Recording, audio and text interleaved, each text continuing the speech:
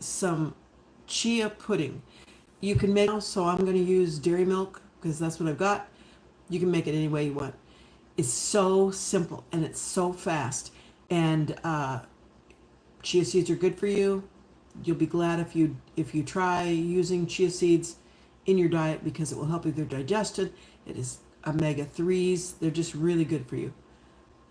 And you're not going to feel guilty about it. No fat also. If you're using vegan milk, there's no fat. Okay, first off, a bowl. And I'm going to use 2 cups of milk.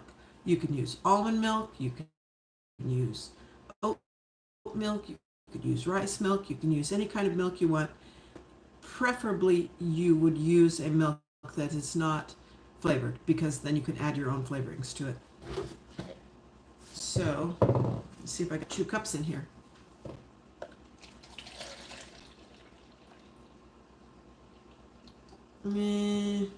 Almost. There it is.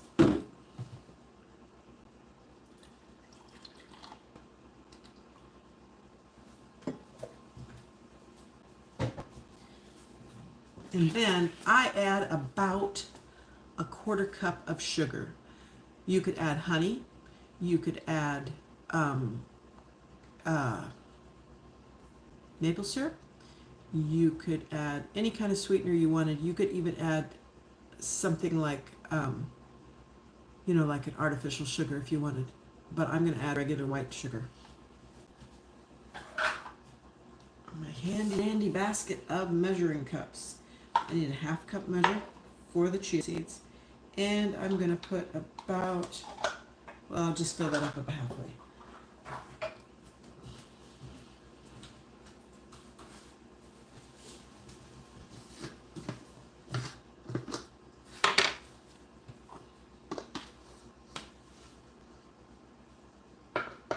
About a 1/4 cup.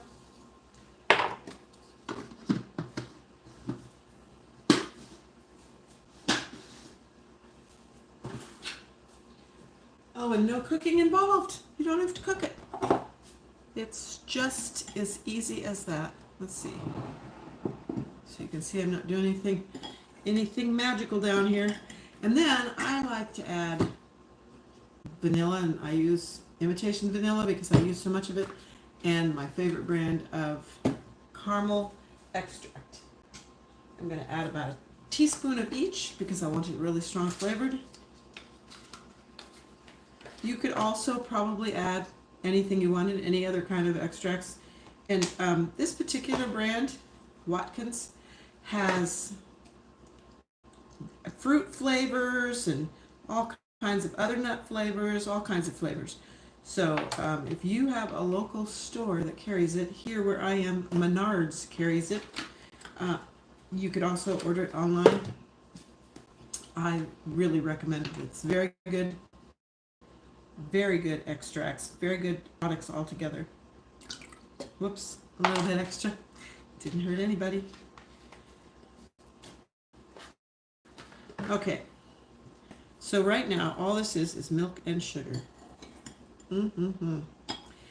But something magical happens when you add chia seeds to liquid. They start having like a gel form on them. And some people find it disgusting. Some people don't like okra either. But I like it. And if you let it soak for a long time, you have a little bit of the sense of the separate pieces of seeds.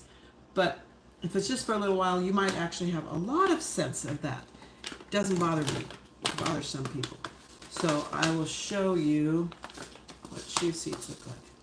They're just little seeds. I get Great Value brand. It's organic. You can also, and I think this is like $10. I don't know, something like that. You can also go to a store that carries natural products and better brands and get one. But I've done that and I notice no difference. Okay, so this is about a 1/2 cup of chia seeds.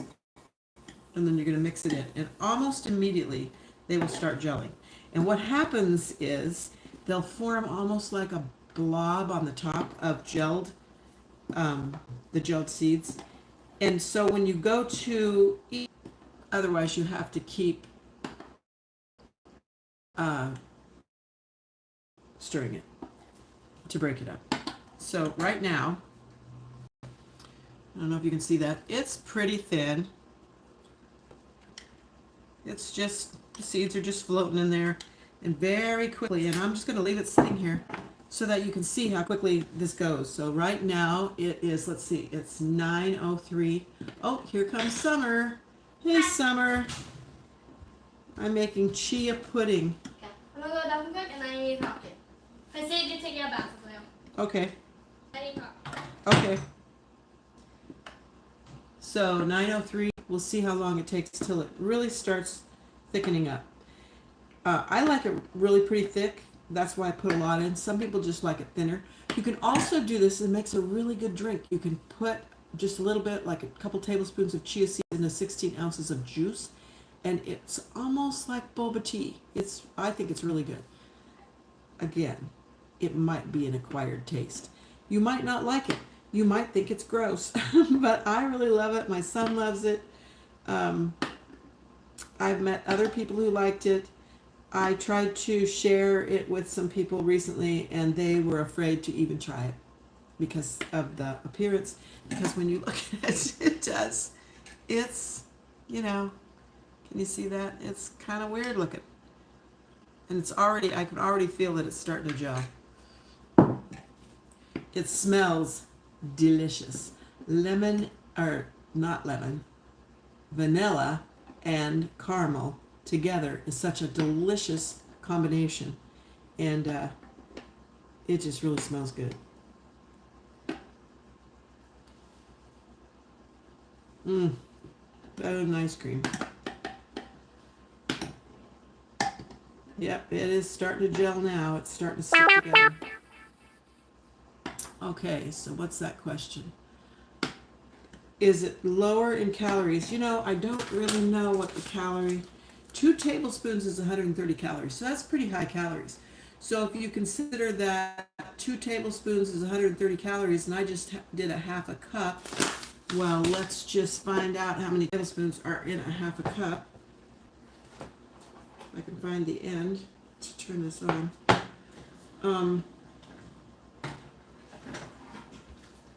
Hi, Mama. And hi, everyone. Huh? Hi, Mama. Hi. And hi, everyone. What are you doing? Oops. I'm trying to remember the password that is on this. What is this? It's chia pudding, and it should be like gelling. This is really what it is. See, she doesn't think it looks very good.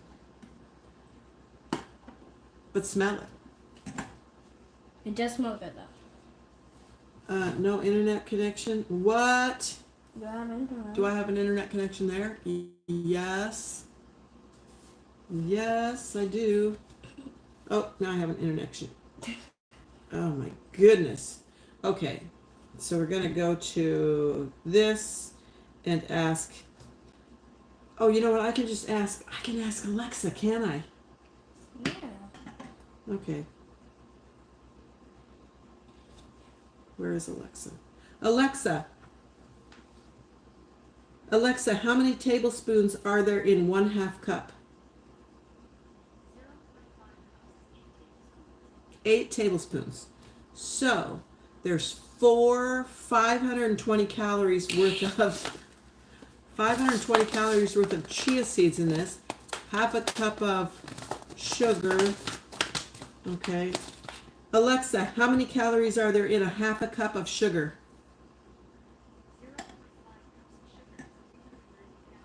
390. This is a rather high calorie thing here.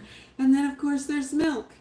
So 390, 132, so 5, that's about 8. Alexa, how many calories are there in 2 cups of milk? This is about 1,000 calories. So really a serving is probably about a quarter of this. So that would be about 250 calories per serving. I guess if you sit down to eat the whole thing though, it would be a lot of calories. Calories. Ma, Yeah. I came to tell you. Yeah. Because I came about for that. So, me and Spencer are gonna watch something about space thing. About space? No, it's something. It's space is in the title of it. Okay. I don't know what it is. And I'm gonna go watch it with them. I came over here to tell you that, so I probably won't be back for a little bit. Okay. Alrighty. So bye everyone. Bye Mama. Goodbye. Bye. Have fun. Enjoy yourself. I'll see you in a little bit. Okay, so this has been 5 minutes, and it's definitely getting thicker.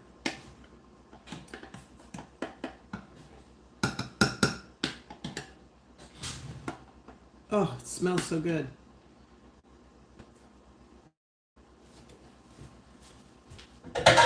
It is so good. So I'm going to put it in the fridge and let it chill overnight, and then I'm going to eat pudding tomorrow. And yes, I will probably eat a quarter of that, so that's 150 calories.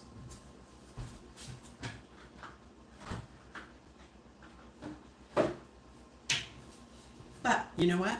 I just walked for several miles, so I feel like I can afford to do that.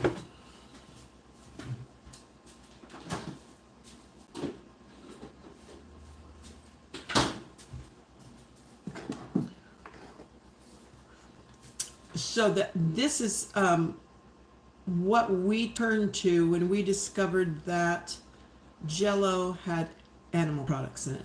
And I think I always knew that, but for some reason I was just like ignoring it. And when I remembered it, I didn't want to eat Jell-O anymore. We used to eat Jell-O all the time. And I just made chia pudding. Ooh, It smells so good. Oh my God, it smells good. Good idea. So we don't eat Jell-O anymore. And we've played around with making pudding, but really you almost always have to put eggs in pudding to make it turn out right. And this is just so easy because you don't even have to think about it. You can make it, mix it up before you start dinner, and by the time dinner is done, you got pudding. You got pudding that tastes delish. I've made chocolate versions of it by putting, instead of putting caramel flavoring, I put some cocoa powder in there. Problem with cocoa powder is it's kind of, it is hydrophobic, which means that it's hard to mix it in with stuff, so you have to almost make a paste first of it and whatever the liquid is you're using, and then add more liquid to make it mix in. But that was really good. Chocolate pudding, and it's delicious, and it's thick and creamy and very, very good. I've done it with fruit juice, as I said earlier. So there's lots of different things you can do with it. You probably could even do more chia seeds and get a thicker product. I probably just, because of the cost of chia seeds and just ease and everything else, I have never done that, but I think you probably could. We've tried agar for a thickener. I didn't like it. There's something else that we tried and it gave us stomach upsets. So this was our solution to doing it. Hydrophobic, that's elementist. Yes, so if you try and mix cocoa with water, the water and the cocoa will not mix. The cocoa just kind of floats on top of it, and so that's the terminology, is hydrophobic, and yeah, that's the way it is. That was a question by, or a comment by Race Lever. I think it's Race Lever. Is it Race Lever? Race Lever. Oh. Yeah, so I would like to try lemon. I think lemon would be good, but I would prefer to do it with real lemon rather than lemon juice and just lemon extract. Lemon extract is a funny thing. It has a different flavor, I think, because it doesn't have the acidity, and so it doesn't give you the tang. It just gives you kind of the lemon flavor, which seems much, much milder than it would otherwise. So, yeah. Now, because I'm not a true vegan, I just play one on TV. I always put whipped cream on this stuff when I eat it. Try it. Believe me, it's delicious.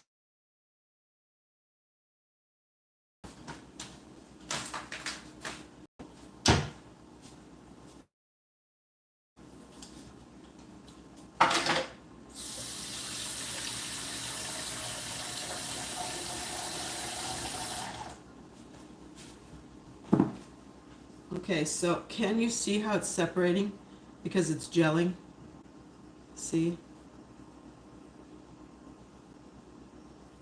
So my little containers like this are not waterproof, and if I shook it, it would spill everywhere. But I think you could probably put it in a jar that was waterproof, tighten it up, and shake it, and then you wouldn't have to mix it continuously.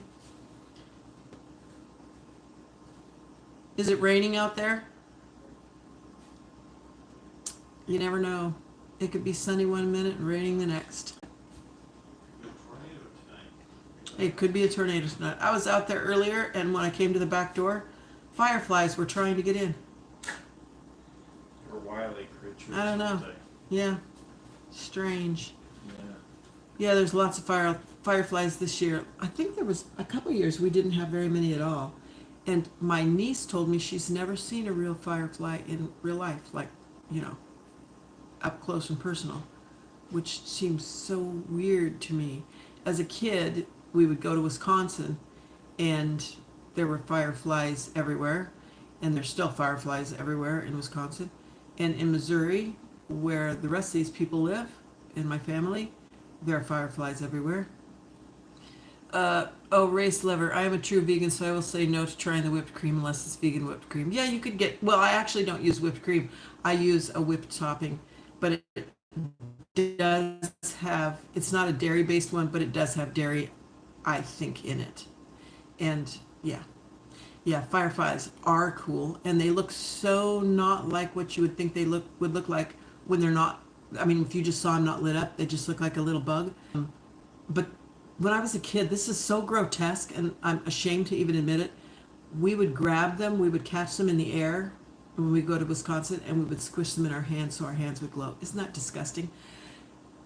Thankfully, my grandkids don't do that, but they do like to catch them, and I always tell them, don't, it's just so cruel. They're not going to survive in a jar, and just enjoy them being out there in the wild. Well, it's not even wild. I mean, they're in the rose bushes. They're in the marigolds. They're on the screen, or they're everywhere. I guess because it's been a really wet beginning of summer. Race Lover says, do you have the smaller species there or the larger species, or both? In Missouri, it's the smaller species. In Wisconsin, I think it's a much larger species, although I don't know how large they get. In Wisconsin, they are definitely bigger than they are in Missouri. Where my place is in Wisconsin, I am some distance up from the river. I'm actually in, if you could call it town. It's an extremely small little wide spot along the highway, but it's the distance away from the river, maybe half a mile, 3/4 of a mile. But then there's a cabin that we have down on the river, and there's lots of them there. And if you stand in there and look out at night, it's just like somebody made it with AI or something. It's so cool. They're everywhere, and they're big. Yeah, so I advise children to not crush the fireflies, to just enjoy them, let them live their lives. I believe that this is part of their mating ritual, the lighting up of their little bodies, and yeah, they're just neat. They kind of go in unison too when you have a whole bunch of them, which I didn't realize until I came down here to Missouri and could see so many of them together in one spot. They kind of just will all glow together, and then they'll go out, and then they'll glow together, and then they'll go out. It's really neat. What was it? What was the other day? Oh, I know what it is. I got solar lights for in front of the house for around the gate, and they come on and go off, and they look very much like fireflies, especially now that there have been greenery that's grown over this arch around the gate. when those little lights come on, they look just like they're fireflies stuck in the greenery. So that's kind of neat. But I leave those up all the time, so that's fun. Yes, Race, teaching children to harm animals unnecessarily makes for a much better, teaching children to not harm animals makes for a much better world for everyone and everything. Yes. And I am really, really adamant about that. I don't know that I'm sure my mother would have, if she'd been aware what we were doing, would have told us not to do it. But talking in the late 60s, early 70s, we were almost feral then. You're like running around, nobody cares what you're doing.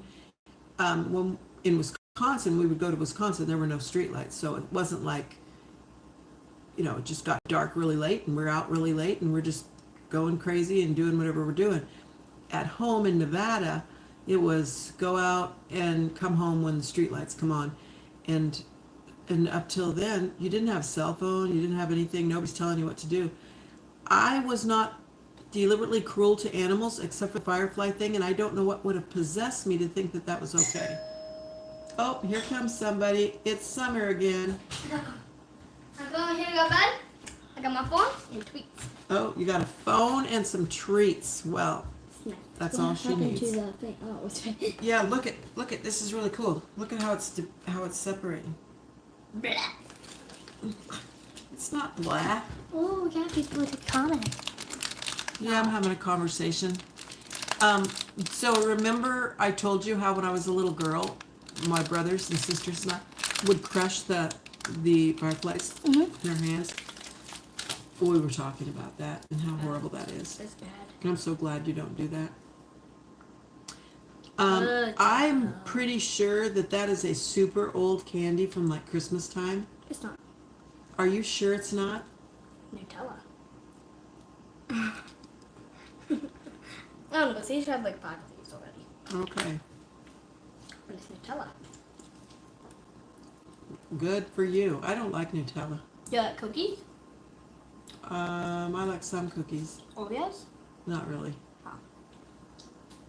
You obviously like Oreos because I see you've got some in your hand. I don't. I don't know what you're talking about.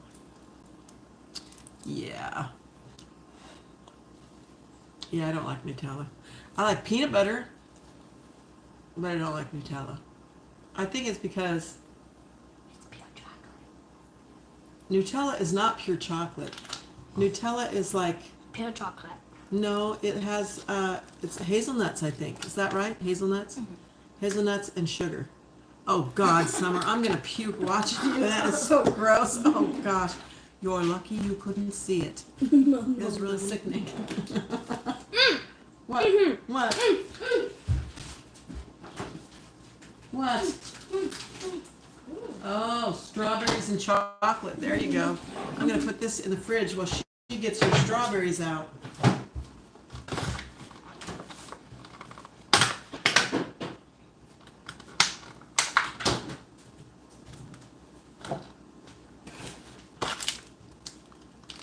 That's not even real Oreos. But not. No. Chocolate sandwich cream cookie. Oh, well. I'll go back. It doesn't even say what's in it. Oh, maybe it does. Maybe over here.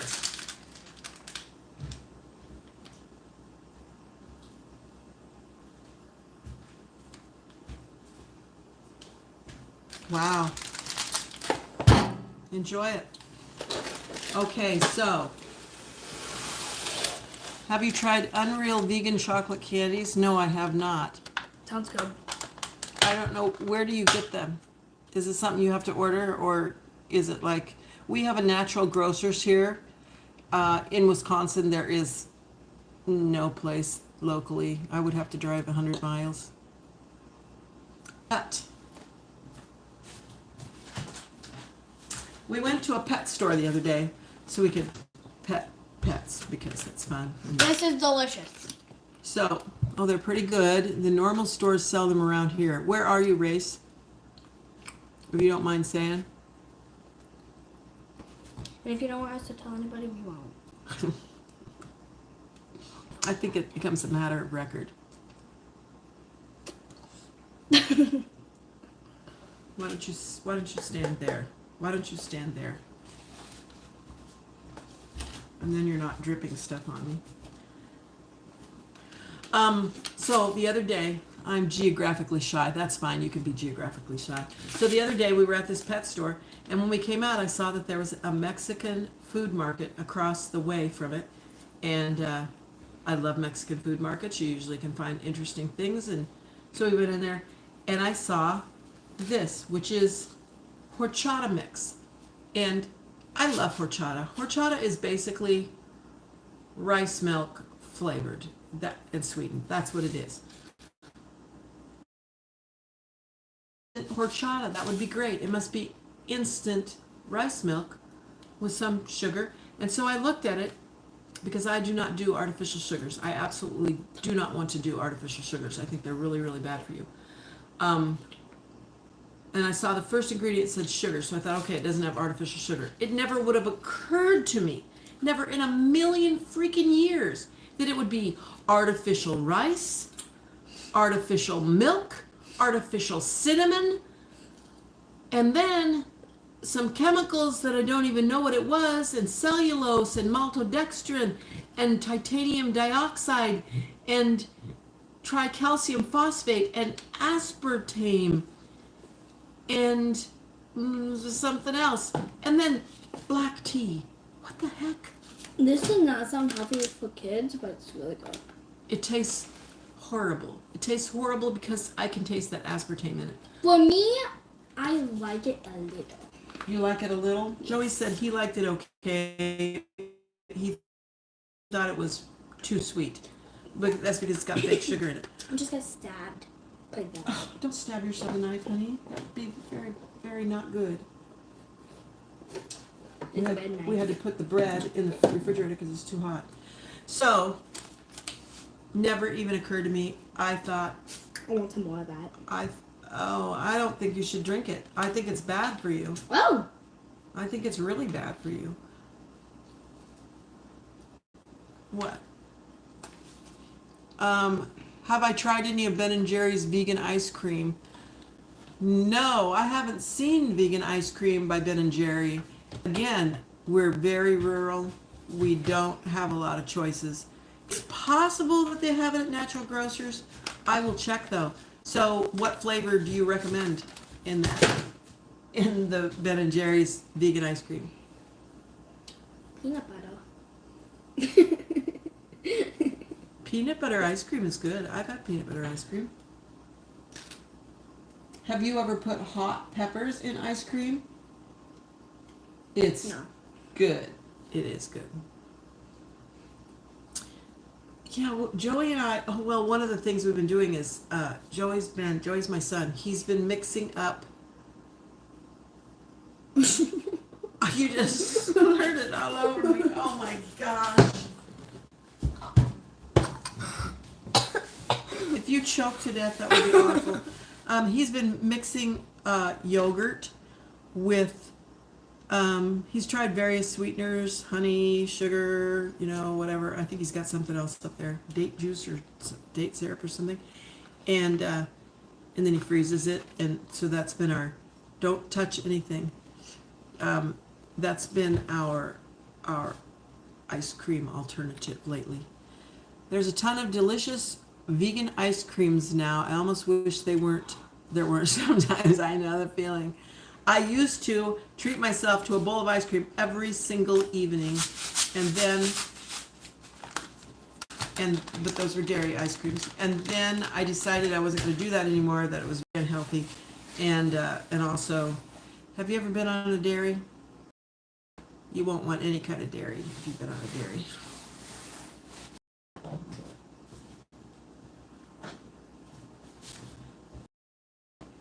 I worked for a period of time. Good for the animals, for my six-pack. There you go. I worked for a guy who would check farms for stray voltage, stray electricity, and almost always they were dairy farms. So I would go and I would run his computers for him, And then, if he said to hook up things, I would hook them up. I have no idea anything about electricity. Nothing whatsoever. It didn't require me to know anything about electricity. It just required me to understand how to run these computers, which I did. And so I would run the computers and I would save the files, and then I would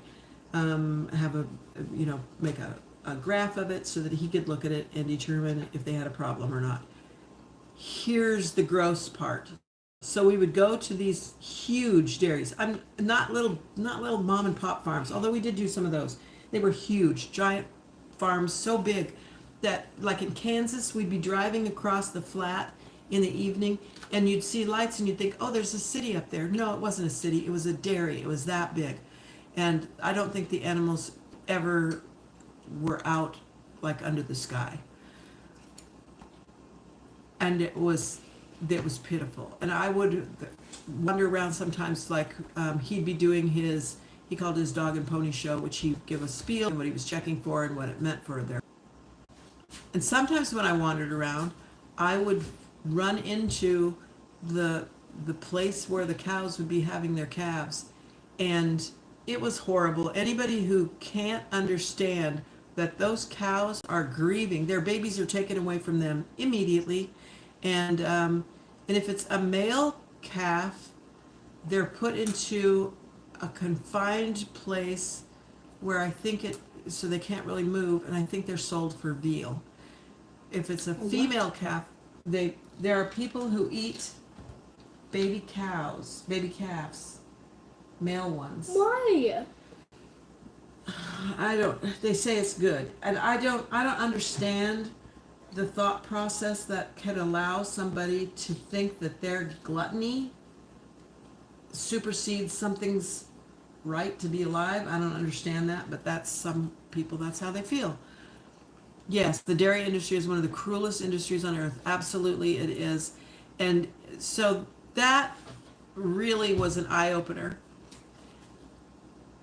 Most meat is baby animals and younglings race. You're absolutely right. In fact, if you think about it, I mean, if you look at pictures of a chicken, like 100 years ago, someone would raise a chicken and, it'd be several months old when they would decide it was the size to be eaten. And now they pump them full of so much food and chemicals and hormones that they can't even hardly walk, so that they can get them to market younger. So they're babies. They're just bloated, fat, obese, crippled, deformed babies. Yeah. They kill babies for people to eat? Yes, but you know what else they do? When they sexing the babies, the male ones, which will turn into roosters, they just chop them up. They just throw them in a thing and it just grinds them up alive. It's horrible. It's horrible. So, yeah, well, that wasn't a cheery conversation. I think I'm now vegan. Yeah. I think, well, when I was a kid, my mom decided she wasn't going to eat meat anymore.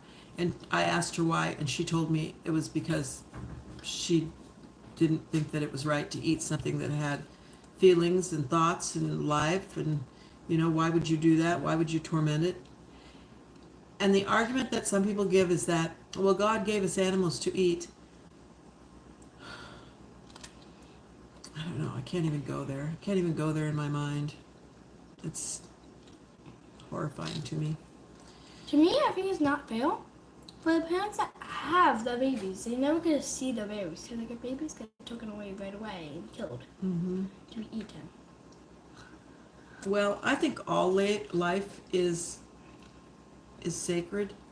And when one of the things that really gets me is when they say, oh, well, there were 14 people and they were in this horrible accident and children died. Well, of course that's horrible, but it's also horrible that young adults died and old people died.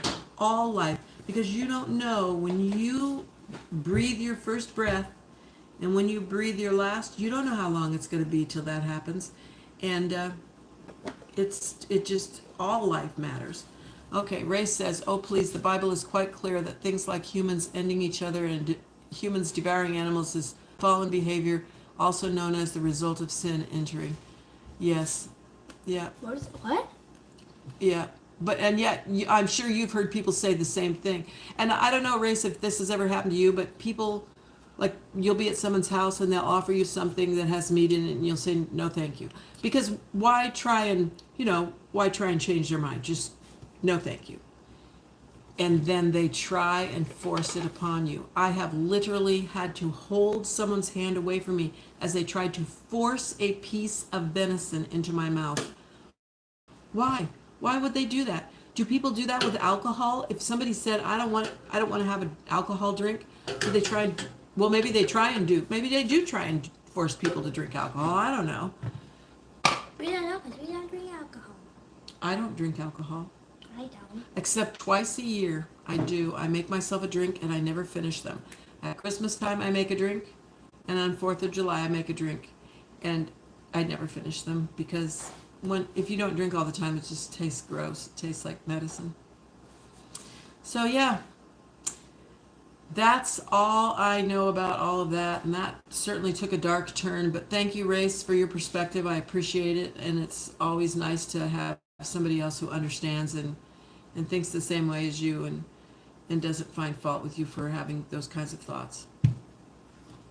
And I think I'm going to put this kid to bed. What? I think I'm going to put you to bed. Yeah. Hear that? There goes the door. She's gone. Yeah, she should be in bed. Well, thanks for talking with me, and please try the chia pudding. It's really good. You can put any liquid in there you want.